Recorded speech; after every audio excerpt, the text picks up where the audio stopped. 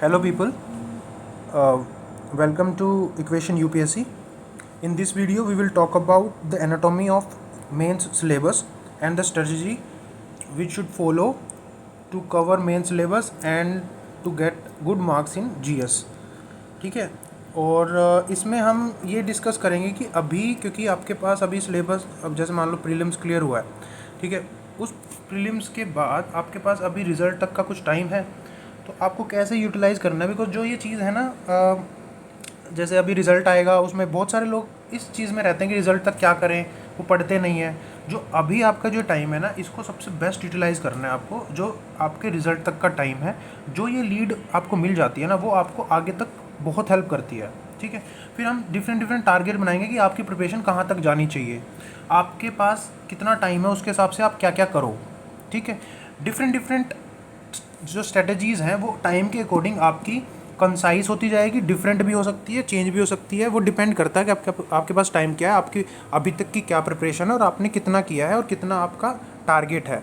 But मैं इसमें broad way बताऊंगा कि आपको एटलीस्ट किस चीज़ में जाओ जो आपकी जो आपको कॉन्फिडेंस दे दे, आपको एक कंफर्ट लेवल में पहुंचा दे यूपीएससी मेंस के अंदर। ठीक है, और एक अपने एक्सपीरियंस के थ्रू मैं आपको ये बताऊंगा कि एक्चुअली में क्या हम हवा समझते हैं और क्या हमारी गलतियाँ रहती हैं, किस चीज़ पे फोकस करना है। मैं ट्राई करूँगा इस वीडियो के अंदर करने का। ठीक है, और इसमें हम कई सारे पार्ट्स भी बना सकते हैं। अभी क्या है कि इम्प्रॉम्प्टू जो भी मेरे दिमाग में आएगा जो इंपॉर्टेंट है उसको डिस्कस करते हैं हम। इसके डिफरेंट जीएस, जैसे मान लो एस से हो गया, GS1 GS2 GS3 GS4, उसमें एक डिफरेंट हम सीरीज़ भी बना सकते हैं कि कैसे उस पर क्या फोकस रखना है। हर जीएस के अंदर आपके क्या टारगेट होने चाहिए, एक आइडियल टारगेट क्या होना चाहिए और रियलिस्टिक टारगेट क्या होना चाहिए उस पर्टिकुलर जीएस पेपर के अंदर। ठीक है, सबसे पहले आपको पता है कि भाई जो पेपर होता है वो हर एक में आपको क्या करना है, पेपर को ये देखना है कि भाई पेपर को कितने मार्क्स दे रखे हैं। जो आपका एसए है वो 250 मार्क्स का है। ठीक है, आपका जो GS1 है वो 250 मार्क्स का है, GS2 250 मार्क्स का है, GS3 250 मार्क्स का है, GS4 250 मार्क्स का है, GS4 एथिक्स है और ये एसए हो गया। और फिर आपके जो ऑप्शनल है 250 मार्क्स के हैं। ठीक है, तो आपके जो ये ऑप्शनल हो गए टोटल 500 मार्क्स हो गया। और जीएस एंड एथिक्स ये सबको पता है, इसमें कोई बताने की ज़रूरत नहीं कि ऑप्शनल एथिक्स एंड एसेज जो ऐसे होते हैं वो आपके सिलेक्शन में बिल्कुल एज ए पिलर का काम करते हैं कि वो आपका सिलेक्शन बिल्ड करते हैं। जो आपके जीएस के मार्क्स हैं वो और प्लस आपका मान लो जैसे मान लो इंटरव्यू है, वो जो चीज़ है वो आपको रैंक आपका बिल्ड करती है। ठीक है, आप इन तीनों के भरोसे आप एक सिलेक्शन लिस्ट में पहुंच सकते हो अगर आपने मेहनत किया। बिकॉज इनमें जो मेहनत करता है ना, स्पेशली इन आपके ऑप्शनल के अंदर जो आपकी मेहनत चलती है वो डायरेक्टली रिफ्लेक्ट करती है आपके सिलेक्शन को। ठीक है, और मेहनत ऐसे देखो, मैं ये क्या बोल रहा हूँ, मैं ये बोल रहा हूँ कि मेहनत रिफ्लेक्ट करती है। मैं ये नहीं बोल रहा आप मेहनत करोगे तो हमेशा आपका स्कोर आएगा। वो सारा चीज़ मैंने बता रखा कि आपका स्कोर जो है वो किस चीज़ पे डिपेंड करता है। वो मैंने इक्वेशन यूपीएससी के जो वेरिएबल की जो वीडियो है, सबसे पहली वीडियो उसमें बता रखा है कि क्या क्या आपको जब जर्नी स्टार्ट कर रहे हो उसमें क्या क्या दिमाग में रखना है। ठीक है, वो चीज़ मैं यहाँ पे डिस्कस नहीं करूँगा यहाँ पे, क्योंकि आप एक चीज़ एक स्टेज को क्लियर करने के बाद एक मेंस का करने वाले हो, या जिन्होंने प्री एग्ज़ाम नहीं भी दिया है उनके लिए भी एक बेस्ट टाइम है मेंस का करने का। तो अभी मेंस को ही दिमाग में रख के अगर आप कर रहे हो चीज़ें तो आपको पता होना चाहिए कि कैसे आपकी स्ट्रेटजी रहनी है। मेरा फोकस ये रहेगा। ठीक है, तो सबसे इंपॉर्टेंट आपका जो आपका है वो हो गया सब्जेक्ट का मैं अलग से कर लूँगा। मैकेनिकल मेरा ऑप्शनल था, बाकी ऑप्शनल के बारे में मेरे को पता है कि कैसे क्या करना है, थोड़ा बहुत जितना भी है। एक ब्रॉड स्ट्रेटजी की आपको करना क्या है, कैसे करना है, कैसे गैप एनालिसिस करनी, वो मैं बता दूंगा कैसे करना है। ठीक है, विद टाइम। और जीएस की गैप एनालिसिस ईजिली हो जाती है। जीएस में आपको प्रिडिक्ट कर सकते हो इस बार किस टॉपिक से आएगा, और आपको टॉपिक्स पता अगर चल जाता है तो वो आपको एक तो करता है कि उसके अंदर की कुछ चीज़ें जो बिल्कुल फैक्चुअल है वो रिटेन करने में हेल्प करेगा। बिकॉज आपको एक कॉन्फिडेंस होगा कि ये वाला क्वेश्चन तो आने वाला है, चाहे 10 में आए चाहे फिर वो 15 में आए। दूसरा क्या होगा कि आपको ये हो जाएगा कि भाई जब वो गैप मिलता है ना आपका, जैसे मान लो ऐसे के बाद गैप मिल रहा है, या फिर आपका जो डे ऑफ हो रहा है पेपर 1 पेपर 2 के बाद पेपर 3 के लिए ऑफ हो रहा है, आपको जो पेपर्स के गैप है उसमें कुछ देखने का मन कर रहा है, तो एग्जैक्टली वही चीज़ देखोगे ना जो आने वाली है, और वो आपको एकदम से कॉन्फिडेंस को बूस्ट कर देगी जब वो दिखेगी क्वेश्चन के अंदर। ये वाला हेल्प होती है आपकी। करना आपको सब कुछ है, एक एक टॉपिक करना है और हो भी जाएगा, लेकिन फोकस मेनली उन चीज़ों पे करना है जो क्रक्स पॉइंट है। बिकॉज पैरेटो हर जगह चलता है, 20% 20:80 रेशो होता है। 20% चीज़ों पर आपको बार बार फोकस करना है ताकि आप उसको रेप्लिकेट कर पाओ आपके 100% ऑफ क्वेश्चंस में। ठीक है, हर टॉपिक के अंदर आपको क्रक्स में जाना है, उस क्रक्स को रेप्लिकेट करना है चीज़ों में। ठीक है, और उससे से आप बिल्ड करोगे चीज़ें। आपका ये नहीं है कि आप 100 चीज़ों को एक एक जैसा सा ट्रीट कर दो, ये एक फ्यूटाइल एक्सरसाइज होगी given the time we have 2-3 months जो भी है। इसमें आपको क्रक्स चीज़ पे पकड़ बनानी है। क्रक्स चीज़ भी बताऊंगा कैसे होती है, क्या नहीं होती, क्या क्रक्स है क्या नहीं है। अब पहले आप सिलेबस को देखते हैं, एक ब्रॉड सिलेबस को देखने की ट्राई करते हैं कि क्या चीज़ है। ठीक है, सबसे पहले जो चीज़ है इसके अंदर क्या लिखा है कि इन्होंने देखो, ये अब आपका हो गया प्री का सिलेबस। हम मेंस पे आते हैं डायरेक्टली। जो मेंस है उसमें जो सबसे पहले इन्होंने लिखा है कि the main examination is intended to assess the overall intellectual traits and depth of understanding of the candidate rather than merely in the range of information and memory। इस लाइन को इम्पोर्टेंस देनी है बिकॉज जो भी subjective exam होता है ना, उसकी चेकिंग जो है वो उतनी ही ऑब्जेक्टिव रखनी पड़ती है to reduce the subjectivity, inherent subjectivity in that particular exam. आपको लगेगा कि आपका ये ऐसे टाइप्स एग्ज़ाम्स जो हैं, जो कन्वेंशनल एग्ज़ाम्स है जिसमें आपको लिखना पड़ता है, उसमें सब्जेक्टिविटी है, बिल्कुल है।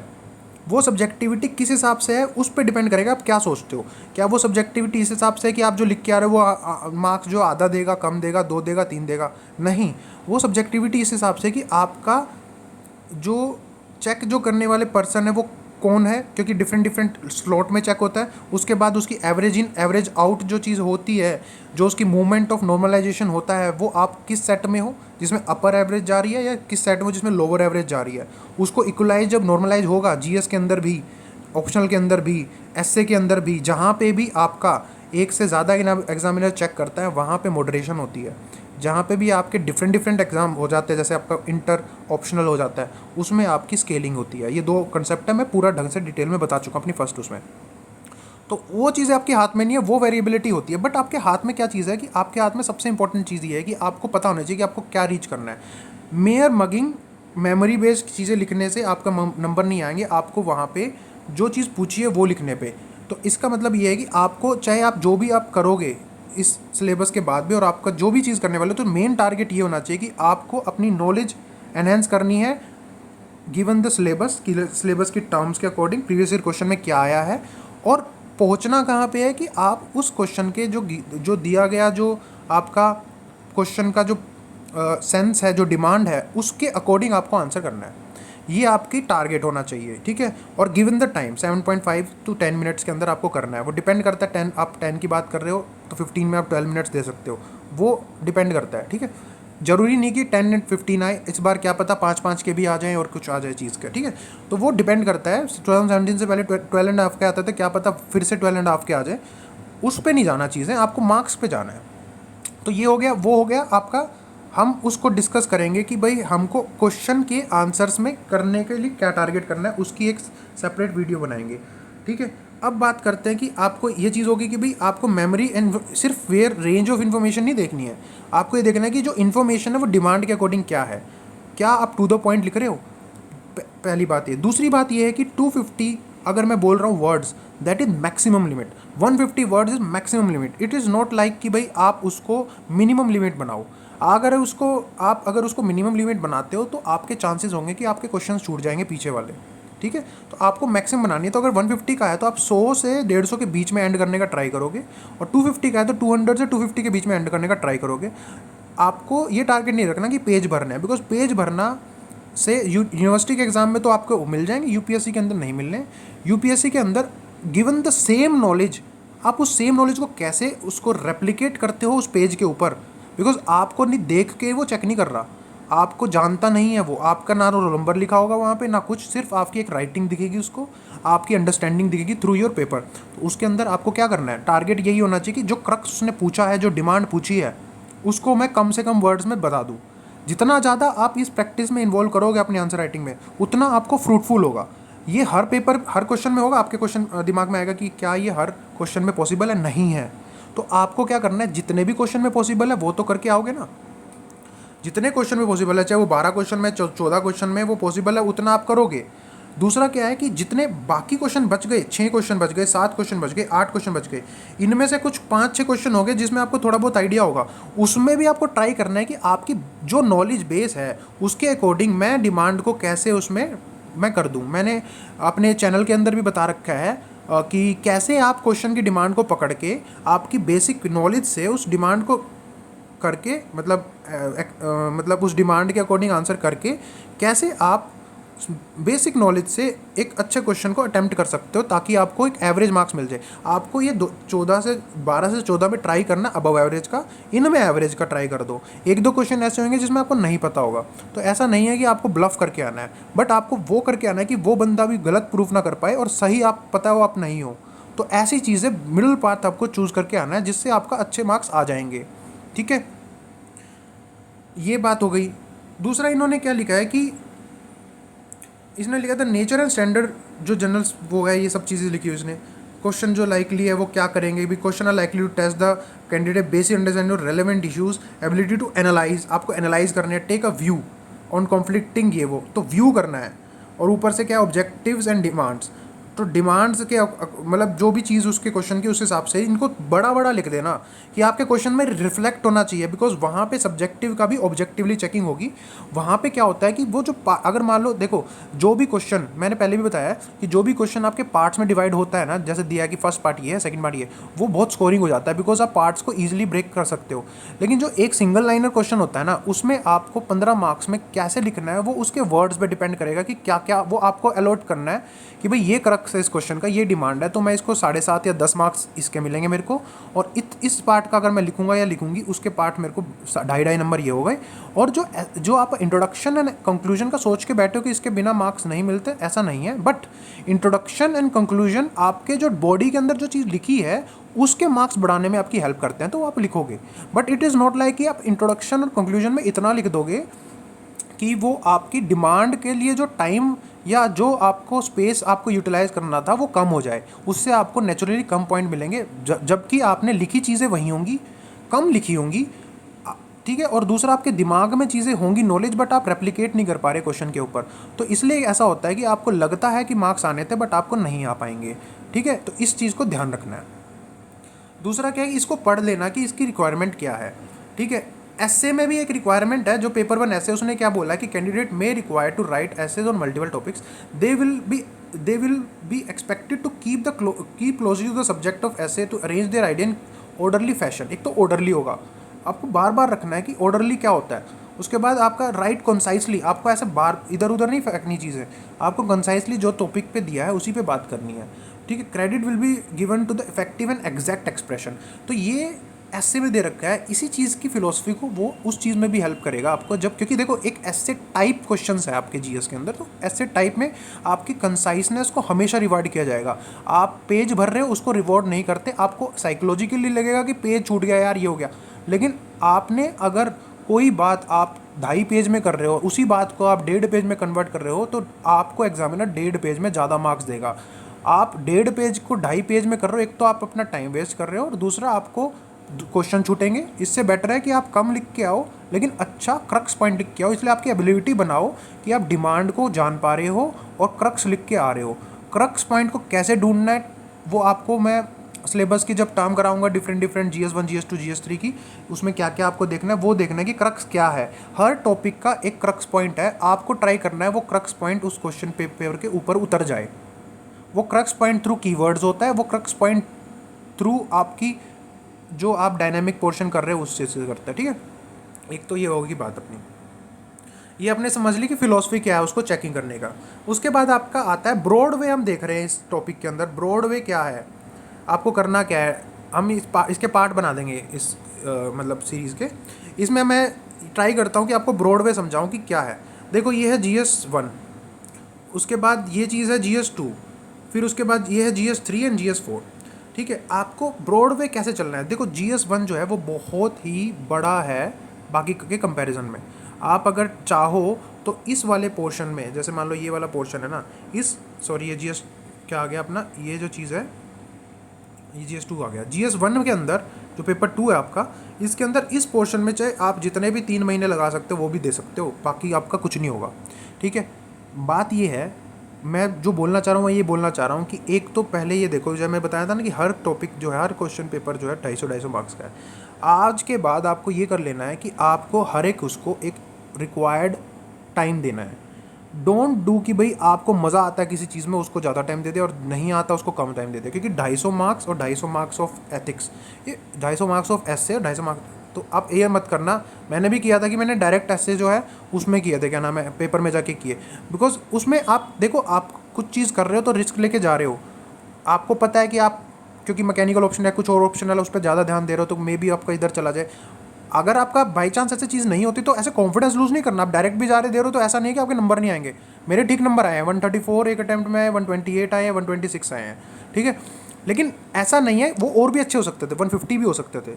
बात ये नहीं है कि आपके अच्छे अटैम्प्ट आगे बिना करी, तो वो चीज़ नहीं करनी। वो आपका देखो जिस टाइम पे आप बात कर रहे हो उस टाइम के अकॉर्डिंग आपकी स्ट्रेटजी होनी चाहिए। आपके बचे 10 दिन, आपने कुछ नहीं लिखा चीज़ों का, तो आपके पास दो ऑप्शन है, या तो कॉन्फिडेंस गिरा दो बिल्कुल और पेपर देने ना जाओ, या पेपर का बिल्कुल वो कर दो।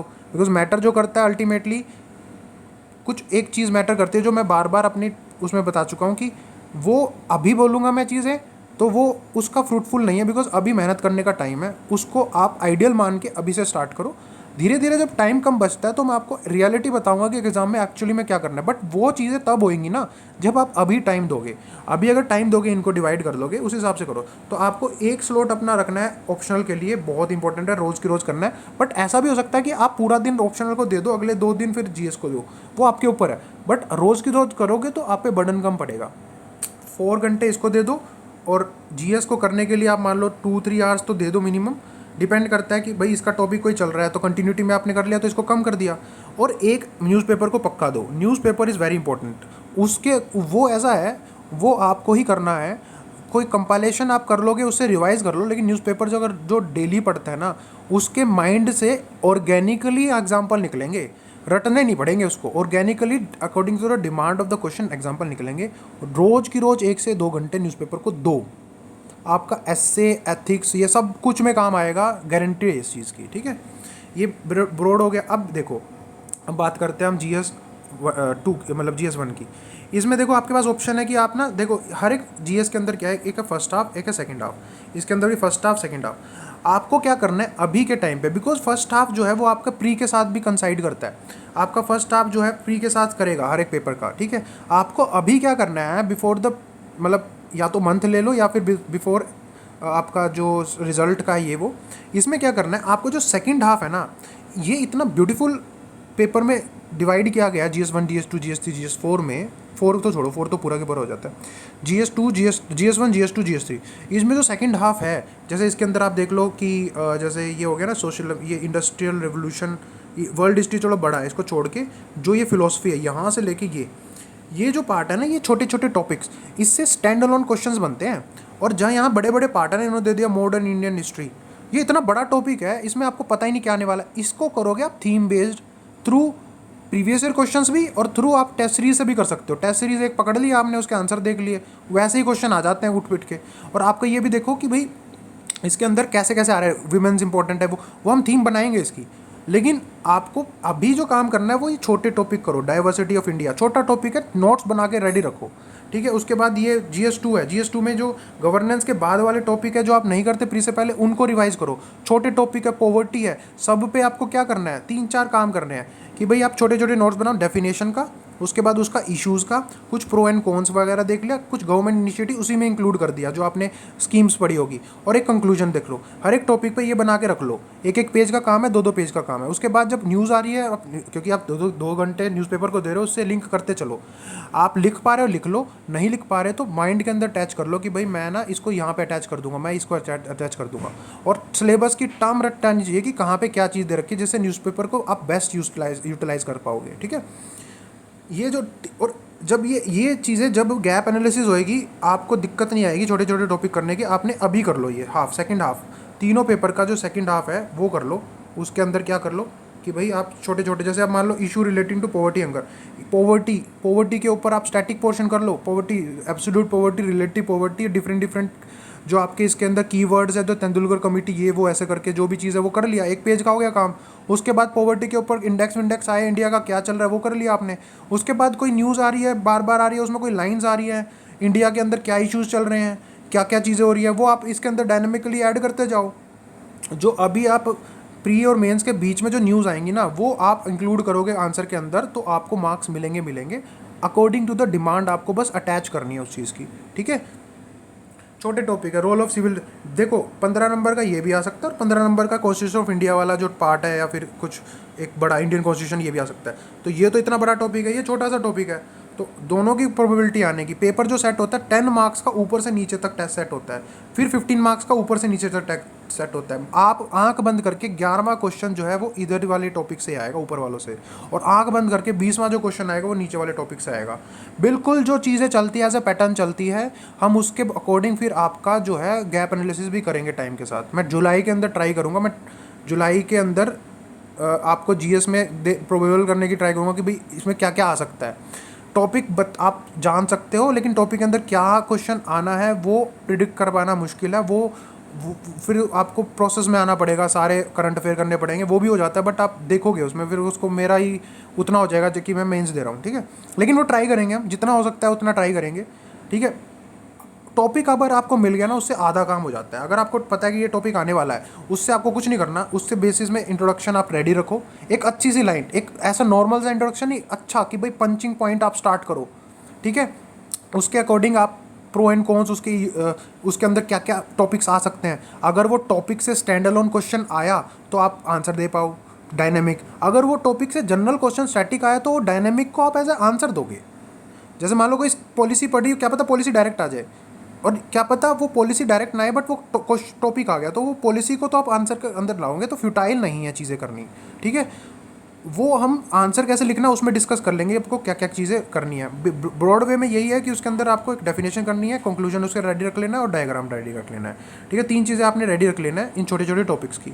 और इसको अभी इसलिए कर लो बिकॉज ये टॉपिक आपके पहले से प्री के साथ कंसाइड नहीं करते हैं, थोड़े बहुत करते हैं, बट छोटे छोटे टॉपिक में आपका स्टैंड अलोन क्वेश्चन बनते हैं, और वो आप नेगलेक्ट नहीं कर सकते। वो ऐसे क्वेश्चंस है जो लोग क्या करते हैं, अगर आप शुरू से इसको करोगे ना, यहाँ तक आते आते आपकी एनर्जी चली जाएगी, सेकंड हाफ तक आते आते आपकी एनर्जी यहीं से स्टार्ट होनी चाहिए, क्योंकि ये इतने छोटे टॉपिक्स हैं, उससे क्वेश्चन आने ही आने। बड़े टॉपिक में से क्या पता आप डायरेक्ट ही क्वेश्चन को ही ना आए, पूरी पॉलिटी खत्म हो जाती है फर्स्ट हाफ में।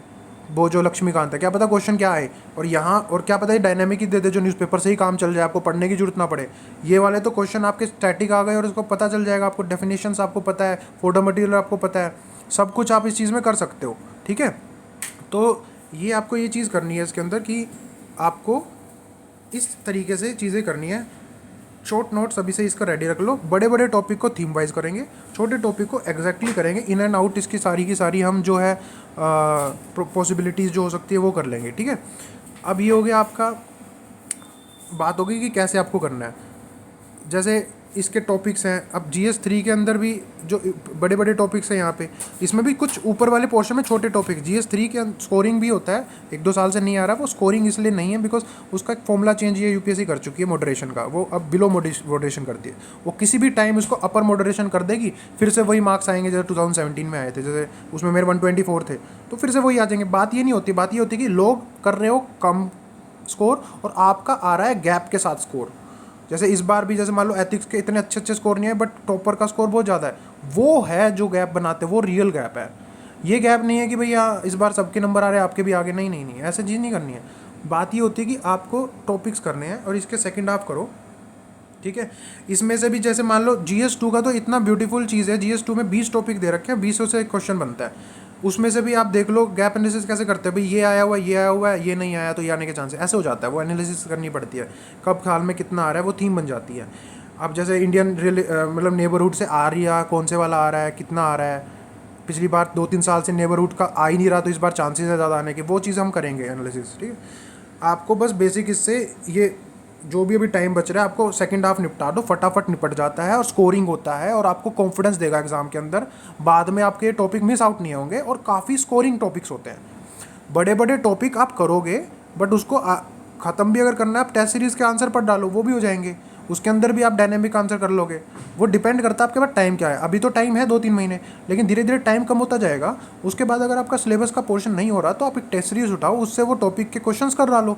अगर एक पोर्शन से, मान लो इस पोर्शन से आप 10 क्वेश्चन कर दे रहे हो तो आपका सिलेबस वैसे ही निपट गया, क्योंकि वो डेफिनेशन वगैरह और जो करंट की चीज़ें वो एनालिसिस के अंदर तो डालेंगे ही ना, तो वो चीज़ें वो हो जाती है उसकी, ठीक है। तो ये चीज़ें इसकी कवर हो जाएंगी। फिर आपको जो GS4 है, GS4 में आपको अभी से ही रोज़ की रोज़ GS4 को टाइम दो, क्योंकि ये टाइम ऐसा है, ये आपका मेक एंड ब्रेक कर देगा सिलेक्शन को। बिकॉज अब ज़्यादातर जनता इसको टाइम नहीं दे पाती, प्री से पहले दिया होता है, टाइम गैप हो जाता है। आपको कुछ नहीं करना, सबसे पहले एक बेसिक, जैसे मान लो मॉड्यूल से या किसी भी चीज़ से, अभी शायद एक ने मतलब एक अच्छा कोचिंग उसने भी निकाला है जस्ट 1-2 दिन में, उससे कर लो, बेसिक अंडरस्टैंडिंग कर लो, क्या डिफरेंस है, क्या डेफिनेशन है, क्या होता है, क्या प्रीवियस ईयर क्वेश्चंस क्या आ रहे हैं इसके, और कैसे कैसे क्या है, कि कौन कौन से एग्जाम्पल है। एक बार तो ये कर लो, 5-6 दिन का काम है, फटाफट दे के इसको टाइम निपटा दो। उसके बाद आपको काम क्या करना है, याद रखना है इसकी डेफिनेशंस, डिफरेंसेस, ठीक है। एग्जाम्पल में 2 आएंगे। एक तो आएगा भाई आपका कोई मॉडल है या फिर पर्सनैलिटी से एग्जाम्पल्स, और जैसे गांधी वांधी और बहुत सारी चीज़ें। एक आ गया आपकी लाइफ से एग्जाम्पल, उससे अटैच करते रहो। उसके बाद आपको क्या करना है कि ये चीज़ें हो गई, आपका जो जो फर्स्ट हाफ होता है, जो थ्योरेटिकल आता है, उसमें ये काम आ जाएगा सब कुछ, ठीक है। सेकंड हाफ ये होता है कि भाई आपका ये होगा कि भाई जो केस स्टडीज़ को हैंडल करने के 3-4 तरीके हैं, उनको देख लो कैसे करते हैं, कि भाई यहाँ पे लिखते हैं ऐसे करके और फिर ऐसे लिखते हैं। तो मिक्स रखो अपनी चीज़ को, कि प्रो एंड कौन लिखा, वो डिपेंड करता है उसकी डिमांड क्या है। कई बार केस स्टडी बड़ी आती है, वो खुद ही बोलता है कोर्स ऑफ एक्शन, कभी बार नहीं बोल पाता, आपको दिखना है, आप देखो टॉपर्स में कैसे कैसे लिखा है, उस हिसाब से करोगे।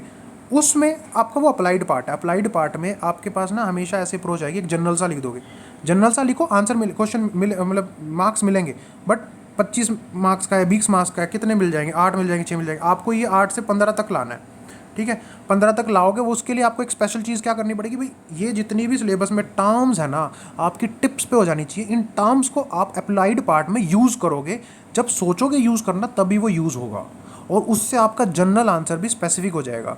जैसे आपने कोई चीज़ का याद किया होगा ना पेपर, क्योंकि देखो पार्ट 1 के अंदर आपका क्या होता है कि कोई क्वेश्चन आएगा, वो डायरेक्टली आएगा, आप बताओगे, क्योंकि जो एग्जाम्पल पूछ रहा है डालोगे, नहीं पूछ रहा डाल रहे हो, पूछ रहा है वो चीज़ें तो आप कर रहे हो। लेकिन पार्ट 2 के अंदर ना पूछ नहीं रहा डायरेक्टली, वो केस स्टडी सोल्व करने को बोल रहा है, उसके अंदर आपको इनडायरेक्टली यूज़ करना है।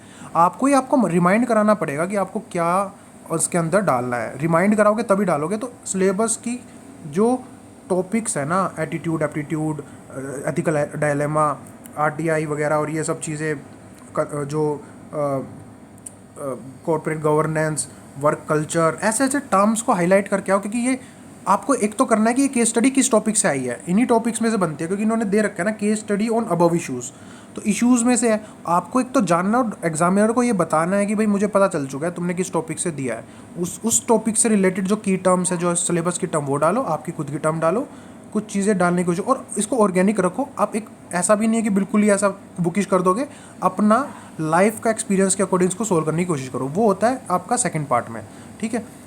और कैसे स्ट्रैटेजी करनी है, एथिक्स के ऊपर अलग से बनाएंगे, वो करेंगे भी, उसके आंसर की कैसे स्ट्रैटेजी करनी है, GS3 के आंसर में क्या करना है, GS2 के आंसर में क्या करना है, GS1 के आंसर में क्या करना है, अलग अलग GS का अलग अलग स्ट्रैटेजी हम बनाएंगे, तब ज़्यादा डीप में जाएंगे, तब टॉपिक वाइज देखेंगे कि किस टॉपिक में क्या क्या तक पहुंचना है। मैंने एक ब्रॉड अंडरस्टैंडिंग आपको दिया है कि आपका टारगेट क्या होना चाहिए, ठीक है। एक चीज़ और, जब भी आप कोई भी चीज़ का अभी टॉपिक कर रहे हो, चाहे छोटा टॉपिक चाहे बड़ा, जो लोअर हाफ का कर रहे हो, उसमें मिनिमम जो चीज़ क्या है, उसकी डेफिनेशन, उसका प्रो एंड कॉन्स वाली चीज़ें, ठीक है, उसकी गवर्नमेंट पॉलिसी, और एक कंक्लूजन, ये 4-5 चीज़ें आपको लिख देनी है एक जगह पे, ठीक है।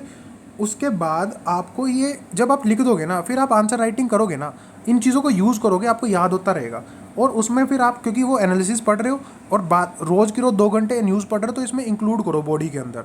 और जब भी ये चीज़ें आप आंसर में ला रहे हो, तो आपको ये देखना है कि चीज़ें वही हैं, आपका लिंक करने का तरीका चेंज हो रहा है, बस वो लिंक करने का तरीका, लिंक करके आना है, लिंक करने का तरीका चेंज हो रहा है, ठीक है। दूसरी चीज़ क्या, क्वेश्चन पूछने का 2 स्टाइल होते हैं। एक क्वेश्चन का स्टाइल होता है कि सीधा टर्म उठा दी, ठीक है, इसमें मतलब ज़्यादातर GS2 GS3 में, GS1 में सीधा टर्म उठा दी। अब वो स्टैटिक क्वेश्चन है, अगर वो स्टैटिक क्वेश्चन है, तो आपका आंसर का जो फर्स्ट लाइन है वो डायनेमिक बनाओ, बिकॉज आपने न्यूज़पेपर को टाइम दिया, आप डायनेमिक चीज़ें पढ़ रहे हो, आप मेन 365 भी पढ़ोगे, आपके कुछ न्यूज़ के आर्टिकल्स होंगे, कुछ चीज़ न्यूज़ की होंगी, कुछ हुआ होगा यार, जैसे 2016 में जो मेंस आया था, 2017 में या 16 में आया था, कि उन्होंने बोला कि भाई जो आर्टिकल 370 का कुछ आया था, तो आप बोलोगे कि भाई 370 का अभी रिसेंटली ये कोर्ट ने जजमेंट दिया है, वो उससे स्टार्ट करो।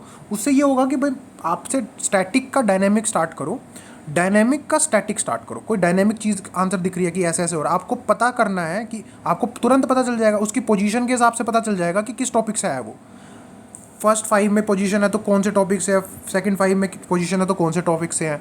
वो टॉपिक जब जान लिया ना तो उस टॉपिक को डिफाइन करके आओगे, उसके आजू बाजू के टॉपिक के हिसाब से जो पूछ रहा है वो इंट्रोडक्शन हो जाएगा आपका। आपने बता दिया, एग्जामिनर को पता चल गया कि आपको पता चल गया कि कौन से टॉपिक से आया है। अब आप डिमांड भी अच्छे से समझोगे और बता भी अच्छे से पाओगे। फिर जो क्वेश्चन की डिमांड है उस पर आ जाओ, उस डिमांड के अंदर बॉडी के अंदर इंक्लूड करो कि चीज़ें, जैसे मान लो वो डिपेंड करता है कि क्वेश्चन कैसा है। ऐसे धक्के से चीज़ें नहीं करनी, प्रो एंड कॉन हर एक में लिख के आ गए। उसने कुछ पूछा है उस हिसाब से करोगे और फिर प्रो एंड कॉन को करोगे। उसके बाद फिर उसका एक जब एंडिंग कर रहे होंगे तो गवर्नमेंट ने कुछ इनिशिएटिव किए होंगे हर एक टॉपिक पे, उसको लेके आओगे। नहीं लेके आ रहे तो आप पहले से एक रेडी मटेरियल रखोगे कि मैं क्या उस टॉपिक के अकॉर्डिंग क्या डाल दूँ। जब आप वो आंसर राइटिंग में प्रैक्टिस कर रहे होगे ना, ये चीज़ें तो आपको याद हो जाएंगी। आप एक चीज़ को 10 बार यूज़ करोगे, आप 1000 चीज़ें पढ़ लो, उसके बाद उसका यूज़ एक में हो पाए या हो ही ना पाए, ये ऑप्शन आपके पास। और दूसरा ऑप्शन ये है कि भाई आप एक चीज़ पढ़ो और उसको 1000 जगह यूज़ करो। Second option is always better, because दिमाग में कैपेसिटी है ना, वो एक लिमिटेड होती है, उसका यूटिलाइजेशन मैक्सिमम करने की कोशिश करो। बिकॉज आप आज के बाद कोई भी चीज़ कर रहे हो ना 3 महीने तक, उसको यूटिलाइज़ करो, एक एक चीज़ को यूटिलाइज़ करो। एक अगर वर्ड पढ़ रहे हो तो उसको यूटिलाइज़ करो, एक लाइन पढ़ रहे हो तो उसको यूज़, अगर यूज़ है तो रखो, नहीं है तो उसको दिमाग से निकालो। बिकॉज वैसे भी दिमाग अब बिल्डअप होने वाला है, आपके अंदर ऑप्शनल की नॉलेज जाएगी, एथिक्स की नॉलेज जाएगी, उसके अंदर आप पजल आउट मत होना। छोटी कम चीज़ें रखो बट यूज़ ज़्यादा रखो। चीज़ें रखो कि ट्रिक्स रखो, ट्रिक्स इन द सेंस कि भाई उस टॉपिक से रिलेटेड कोई रिपोर्ट्स होती हैं, उस टॉपिक से रिलेटेड कोई स्कीम्स होती हैं, उस टॉपिक से रिलेटेड कुछ ना कुछ होता है, वो रेडी रखो चीज़ें, ताकि वो उसमें आए ऑर्गेनिकली। अब इस चीज़ को करते करते प्रैक्टिस अगर करोगे तो ज़्यादा अच्छा है। और ऐसा हुआ नहीं है कि आपने अगर प्रैक्टिस नहीं की तो नहीं हो सकता, मतलब कॉन्फिडेंस नहीं गिराना, बिना प्रैक्टिस के भी अच्छे नंबर आ सकते हैं, बट प्रैक्टिस करो तो आपका आप बेस्ट दे पाओगे। इसलिए प्रैक्टिस इज़ वेरी इंपॉर्टेंट। आज मतलब आप ये देखो कि हफ्ता भर आप इस चीज़ को समेटो और फिर लग जाओ आपकी प्रैक्टिस में बिना पढ़े। अगर मान लो आपके पास, देखो मान लो आप बोल रहे हो कि भाई मेरा तो तैयारी नहीं हुई है, मैं प्रैक्टिस कैसे स्टार्ट कर दूँ। आपका मेंटल जो बैरियर है ना, उसको तोड़ो, उसको तोड़ो। आप एक फिक्स डे रखो, उस पर प्रैक्टिस करनी ही करनी है। उसमें अगर आपका ये हो जाता है ना कि मेरा सिलेबस नहीं हुआ, तो भैया आप ना एनालिसिस पढ़ लो उस टॉपिक की, उस क्वेश्चन की पहले से एनालिसिस पढ़ लो और फिर पेपर दे के आओ। आप देखोगे एनालिसिस पढ़ने के बाद भी आप खुद के पॉइंट ला रहे हो उसमें, ठीक है, तो यूज़ होगा, आपको स्पीड पता चलेगी, आपको पता चलेगा कि एग्जैक्टली क्या मैटर करता है। लिख लिख के उसमें प्रैक्टिस होएगी। ये मत करो कि नंबर कितने दे रहे हैं ना, उसमें देखो कि आप खुद पता चल जाएगा आपको कि भाई कितने ऑर्गेनिकली आपके पॉइंट्स आ रहे हैं, कितने आप आंसर में इंक्लूड कर पा रहे हो। आप किसी को भी बेवकूफ़ बना सकते हो दुनिया में, बट अपने आप को नहीं बना पाओगे। खुद ही चीज़ें एसेस करके करो, बट जब तक लिखोगे नहीं वो एसेस नहीं होगा। मेंटल बैरियर को तोड़ो। अगर आपने आज तक भी आंसर राइटिंग नहीं करी है, 12 टेस्ट सफिशिएंट है, 12 टेस्ट दो, उसको अपने टाइम पे दो। आगे धीरे धीरे बिल्डअप होता रहेगा मामला, इसलिए अभी से स्टार्ट कर दो, हफ्ते हफ्ते का टाइम दो। अगर आपके पास टाइम नहीं मिल पा रहा, आप ऑप्शनल में ज़्यादा कर रहे हो या कुछ करके, कुछ नहीं करना। जैसे मान लो आप विजन की कर रहे हो, तो विजन का अभी जो 12 टेस्ट का होगा, 12 टेस्ट में क्या होता है, ये 4 सेक्शनल देते हैं और 4 मतलब ऐसे 8 सेक्शनल देते हैं और 4 वो देते हैं। भाई इनका ना कुछ एक फंडामेंटल भी होता है जिसमें कुछ ज़्यादा टेस्ट होते हैं, 20 के आसपास, वो उसी में से क्वेश्चन आ रहे होते हैं। आपको कुछ नहीं है, टॉपिक पता है ना, आप ट्राई करो खुद से प्रिपेयर करने की। नहीं हो पा रहा है, एक बेस्ट वे और एक और चीज़ है, लेकिन उसमें क्या होता है कि आपके दिमाग में प्रेशर नहीं रहेगा, मुझे प्रिपेयर नहीं हुआ तो मैं आगे कर दूँगा, आगे कर दूँगा। पोस्टपोन वाला मत करो, कुछ नहीं करना। ये जो मान लो इसका, ये जो इस टॉपिक से टेस्ट आएगा ना 20 क्वेश्चन, ये 20 क्वेश्चन ज़्यादातर वही होते हैं जिस पे ये पहले 4 क्वेश्चन पेपर बना चुके हैं इनके फंडामेंटल सीरीज़ में। इसका मतलब ये है कि इसके अंदर मान लो जैसे 10 मतलब 20 क्वेश्चन है, तो 60 क्वेश्चनों में से क्रक्स बना के ये 20 क्वेश्चन दे रहे हैं। तो भैया आप किसी भी टॉपिक से 60 क्वेश्चन कर रहे हो तो आपका सिलेबस भी कवर हो रहा है, ठीक है, आपकी वो कॉन्फिडेंस भी आ रहा है, भाई मैं कुछ तो पढ़ के ही जा रहा हूँ, ठीक है, और उसके कुछ क्रक्स पॉइंट होंगे वो याद होंगे, और आपने कुछ मेहनत करी होगी उसके अंदर, वो इंक्लूड करके आप वो 20 क्वेश्चन दे रहे हो। बेशक वो एग्जैक्टली 20 क्वेश्चन रिपीट हो रहे हो, बट आप कुछ ना कुछ इनपुट दे रहे हो उस टॉपिक से, आपका सिलेबस भी कवर हो रहा है और आपकी आंसर राइटिंग भी हो रही है। तो ध्यान रखना, पोस्टपोन से बेटर वे ये है कि आप उसका 4, मान लो एक टॉपिक से 4 पेपर पढ़ के जा रहे हो और उसका क्रक्स पॉइंट एक क्वेश्चन पेपर में लिख रहे हो।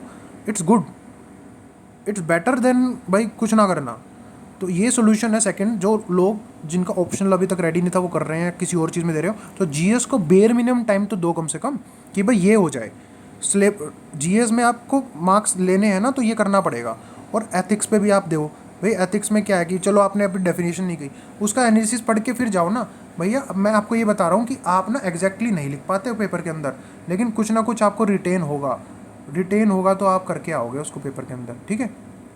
तो इसमें मैंने मेरे ख्याल से एक क्रक्स पॉइंट और चीज़ें बता दी है कि भाई कैसे एक ब्रॉड लाइन आपका होना चाहिए।